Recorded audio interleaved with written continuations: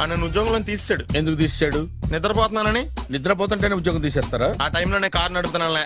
నువ్వు నిద్రపోతూ కారు నడుపుతా ఉన్న విషయం వాడికి అంత లేట్ గా తెలిసిందా? ఆడికక్క తెలిసింది, నేను చెట్టు గుద్దిన తర్వాత కానీ తెలియదు. ఒరే, నువ్వింత వెధవని తెలిసిన తర్వాత ఏ వెధవ నీకు ఉద్యోగం ఇస్తాడరా? అందుకే కదా నీ దగ్గరికి వచ్చాను.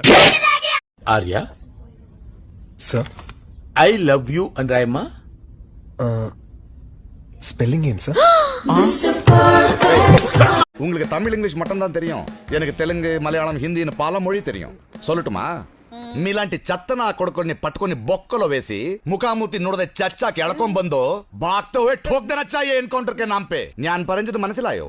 ఆయి 100 రూపాయలకి సార్. ఎంట్రా ఇంతకేంట్రా అన్నా? నా కళ్ళలో నీకు భయం చూడాలనుందా? నా కళ్ళలో నీకు భయం చూడాలనుందా? నా కళ్ళలో నువ్వు ఎప్పటికీ భయం చూడలేవు. నువ్వు చూడగలిగేది పొగరు. ఒక దేశపు జెండాకి ఎంత పొగరు